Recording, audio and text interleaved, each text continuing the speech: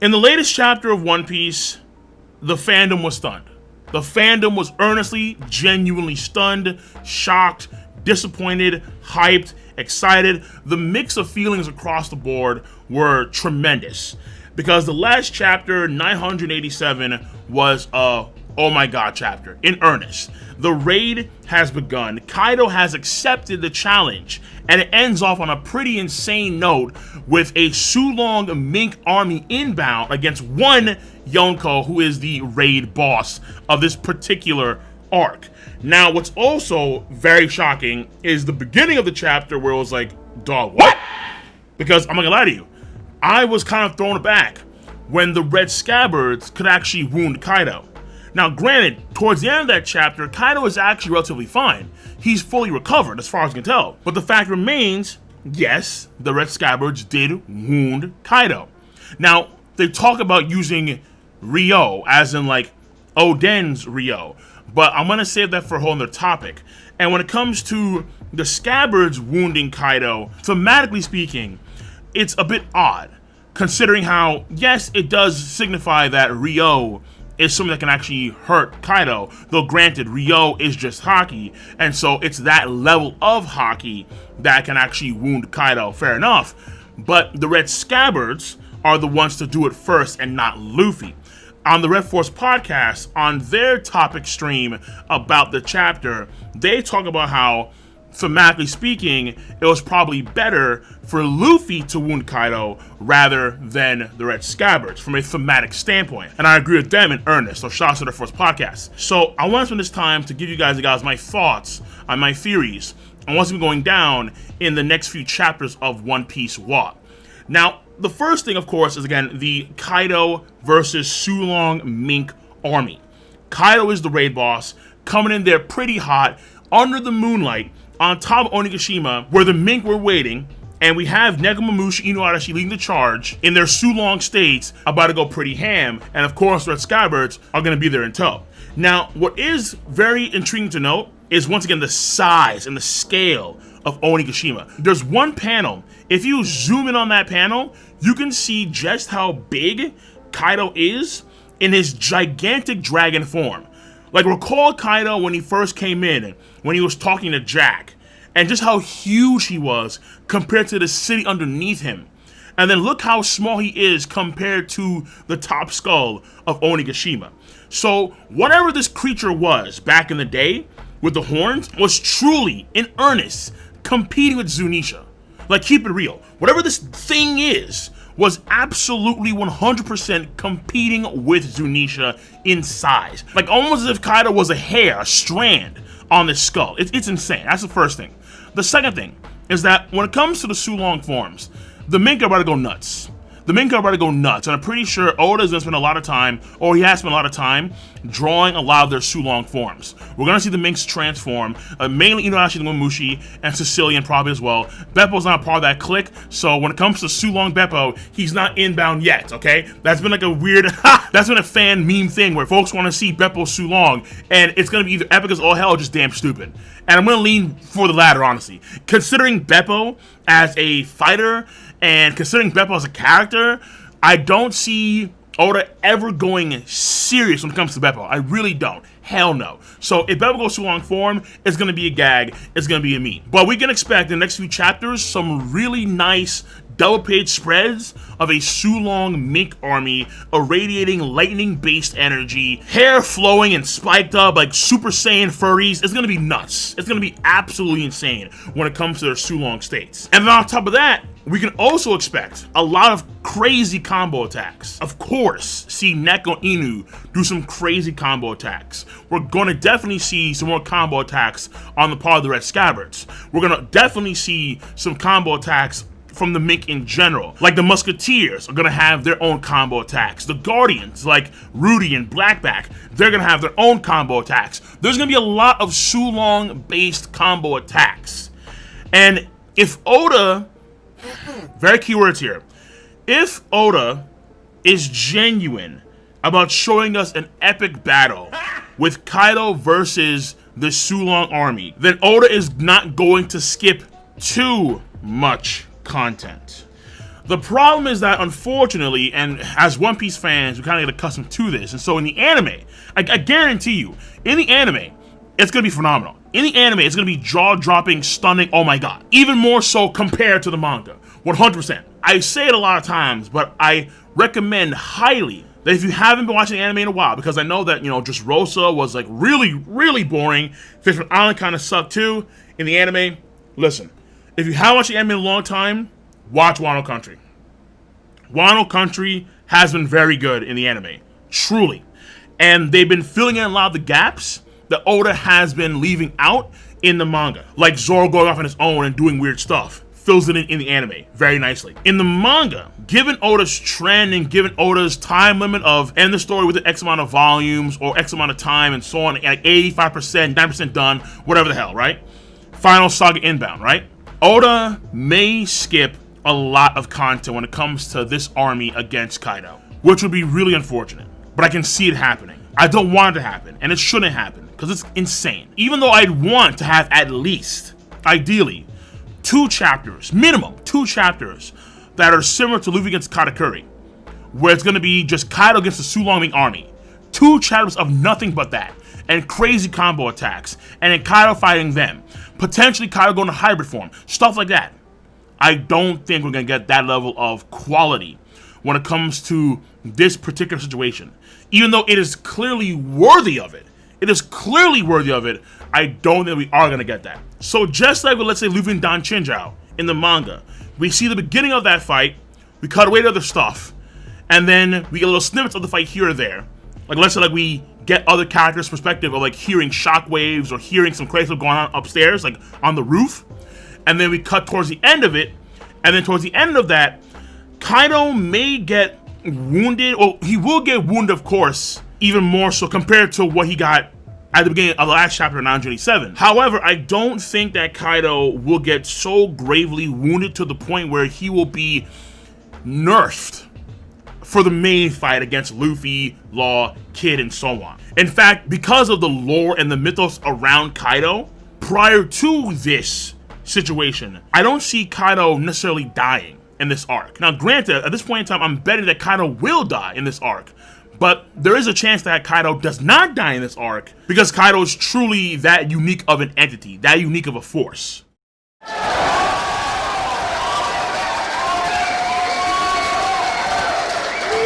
Now, the next section, boys, is Yamato versus Ulti. This, I'm looking forward to. Now, because it's a fight that doesn't involve any main character, odds are it's going to be skipped. Now, granted, there is the possibility here that if Yamato is going to join the Strat crew, consider this. Frankie against Fukuro in Enies Lobby got a full-on fight, and we saw that full-on fight with Frankie versus Fukuro. And at that point in time, Frankie was clearly not a main character. But we see how Frankie joins the crew, of course, later on at the end of Enies Lobby in post-Enies Lobby. So if Yamato and Ulti is going to be like a full-on fight, like that's Ulti's fight, that's Yamato's fight, Ulti versus Yamato. And then Oda shows this fight through and through, like an actual extended amount of time with Ulti and Yamato. And then Yamato beats Ulti. Similar to Frankie in Enies Lobby, this could indicate in some way that Oda is at the bare minimum considering Yamato to be a Straw Hat member. Now, as a result of that fight, we could see other Flying Six, like Page One, Black Maria, Who's Who, and so on. They're going to probably come to this part of Onigashima as well, because there's going to be a lot of commotion, a lot of chaos. We have Kaido fighting on top of the Mink Army. We have people fighting in the main hall area where they were chilling. The other Flying Six members are going to probably roll on in and see, yo, what's going on. Because the raid is going on. Now, granted, Sasaki is still chained up for the time being, of course. But this may lead to Flying Six members. Drake, probably not going to do any fighting at this point in time. But Page One is going to come on in and see what's going on with his sister. Black Maria, we want to check on Kaido. And if Black Maria comes in, Sanji may have ran into Black Maria and then gotten beaten up. I mean, as a Sanji fanboy, I'm not necessarily a fan of Sanji getting beaten up. However, just how we had a situation with Caulifla in Enies Lobby, the same thing could apply here, where Sanji's beaten up by a female before his major fight in this arc which should be going down. Of course, another big guy is Who's Who. Who's Who appears to be the real deal. Who's Who appears to be a stud. He has some nice crewmates. Those two characters in particular, Slurp. Amen to that. And a lot of folks believe that Who's Who and Zoro, that could be a thing, because Who's Who has a sword. Granted, a lot of folks in Wano have a sword. Sasaki has a sword, King has a sword, Queen has swords. So a lot of folks in Wano have swords that are major players. But because he was the first one among the Flying Six to have a sword, a lot of folks are hyped up for a potential Zoro versus Who's Who fight. And when it comes to Kid and Law, they could also in the future engage with Flying Six members. Now, another main thing here is saving one Momonosuke. Momo's in trouble, obviously. As far as you know, Momo's still getting the Passion of the Christ Mel Gibson treatment. He's just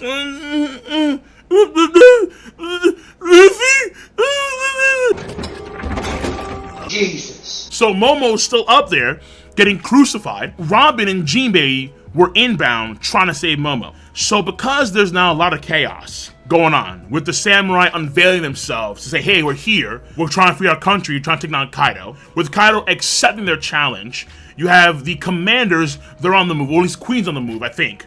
And I think King and Jack should be doing something relatively soon too. Because of the chaos, Momo is probably gonna be left alone for a period of time, which would mean that Robin and Jinbei, in particular Robin, given her ability, may swoop in there, take advantage of the chaos and free Momo. Because keep in mind that we've seen the samurai unveil themselves, Kat and Nami have unveiled themselves, as has Luffy and Kid and Killer and Zoro and so on. But as far as we know, Jinbei and Robin have not unveiled themselves. They have not revealed themselves to be enemies. So it is possible that Robin and Jinbei have kept on their Beast Pirate clothes, have yet to reveal themselves, and then they're going to try and stealth in there and save Momo. But wait! Now the next thing here is, because of all the chaos, maybe in the next chapter, or the chapter after that chapter, I would say hopefully in the next 4 or 5 chapters, within that time frame, we should see what is going on with Brook and Frankie. We have absolutely, utterly no idea, 0 idea, what is going on with Brook and Frankie. They were on the Rhino side bike, they went off somewhere, and that's it. What is going on with these two lads? It could be the case where they've heard the news that the raid is going on, but Brook and Frankie aren't gonna make any moves right now because they're planning something on their own. Or it could be the case where, very similar to Wano Country, when Brook found the poneglyph and the weird statues near the poneglyph, it could be the case where Frankie and Brook, they run into something kind of crazy, something, oh my god, worthy, on Onigashima, and that leads to something major later on for this arc. So Frankie and Brook may run into some crazy stuff in Onigashima. After that, we have Kid and Law. Now, I don't see Kid and Law doing anything major anytime soon, I really don't. But Kid has more of a chance to do something bigger sooner than Law does. Because Law has gotten a lot of screen time, and Law has been like honorary strive for a period of time. He really has been. Whereas Kid, he needs a lot more from a character standpoint, not just when it comes to screen time, but also in terms of just his character and how that kind of pales in comparison to Luffy and Law. In terms of characterization, development, and growth, Kid is lacking on all fronts compared to Luffy and Law, clearly. So in the near future, Kid and Law, but mainly Kid, can be 1, regulated fighting fodder, which is kind of like ugh. 2, run into Flying Six members to fight against them. 3, commanders. And in this case, for a commander, if Kid's fight against any commander, I think it should be Queen. Because in some sense, this could be a revenge fight for Kid for what happened to Udon. And so let's say during that fight against Queen, or another situation, or another fight against somebody else, whatever's gonna happen with Kid exactly, at some point during this arc, I would argue, probably sooner rather than later, Kid's character is gonna start getting pushed, and we're gonna start seeing more of Kid when it comes to his flashback and his past, when it comes to him and Killer and he and his crew, these type of things that'll slowly start to push Kid onto like Law's level. Because this is the guy that Oda himself has really noted in this arc to be very similar to Luffy in a lot of ways. Whether it is him having Conqueror's Haki confirmed by Kaido, or him in the Prisoner of Mines competing with Luffy. And this is the potential last arc before the final saga of One Piece. So if it's not going to happen now when it comes to Kid, then when? Like, does Oda plan for Kid to be an honorary Straw Hat similar to Law in the future? And as a result, there are more chance for Oda to go deep into Kid's character? Because I'm pretty sure, given Kid's nature, and given how a lot of folks see Kid, folks wouldn't be happy, and it wouldn't make much sense for Kid to tag along with the Strat crew. So if not now for Kid, then when? The raid is going down now. It has to happen, I would argue, in this arc. I would be shocked if it didn't happen in this arc. I would be absolutely stunned. And this is the character that Oda himself stated would get a lot of attention. And was kind of surprised at himself that he gave Law so much focus and not Eustace Kid. So it's like, So there are a lot of options when it comes to Kid and Law and what could be going down with them in the near future. But of course, keep in mind that I would argue for the time being, in the near future, things should focus more so on Kid rather than Law. And also keep in mind that when we have the samurai unveil themselves and we see Eustace Kid with Killer, we also see Zoro. And Zoro is with some samurai. So it could be the case where we do see Zoro for a period of time leading samurai, which would actually be very nice because that would kind of go hand in hand with his statements of gathering the samurai at the end of Zou. I would like to see Zoro lead some samurai for a period of time because that would fulfill, in some respects, what he said that he would do at the end of Zou. Even though at this point in time it's too late to gather the samurai, if at some point Zoro can lead some samurai, that'd be pretty nice too. Now the next thing is this amazing dynamic tag team of Marco and Perospero. Are you ready? They think you can tell us what to do? The first division commander of the Whitebeard Pirates and the first son of the Big Mom Pirates. Now, of course, in another indirect way, Oda is smacking Smoothie across the face because Smoothie, as second division or second suit commander of the Big Mom Pirates, she gets virtually nothing. Nothing, which is mind-boggling to this day. I don't see Perospero and Marco even arriving in the main area anytime soon. Oda will cut to them because it's such a strange tag team, obviously. Like, why is Perospero and Marco seemingly on the same side working together? A lot of questions as to what's going on. Perospero may have told Marco one thing about how he wants to get to Big Mom and fight against the Beast Pirates because he doesn't like them right now. But then on the flip side, Nav told Marco about his revenge. But at the same time, Marco probably knows that, Perospero, he's up to some nonsense. And for now, I will work with Perospero, but I do got my eyes on him. 100%, I do got my eyes on Perospero. And then finally, when it comes to one Monkey D. Luffy.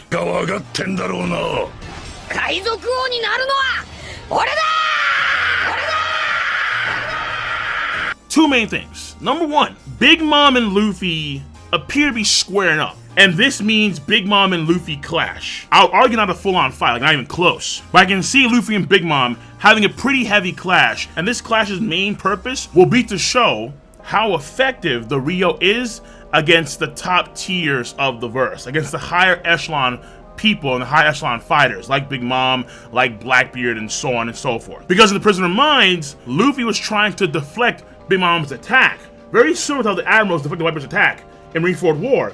Open palms, Big Mom. The same thing can apply here, where Luffy and Big Mom, they're having their fight, and Big Mom is going for a punch of some kind. Luffy deflects that punch with Rio. So what Luffy failed to do in Udon, he could succeed in Onigashima. And then another thing here is, because right now, again, a lot of chaos going on, there could be a chance where Luffy runs into Jack the Drought.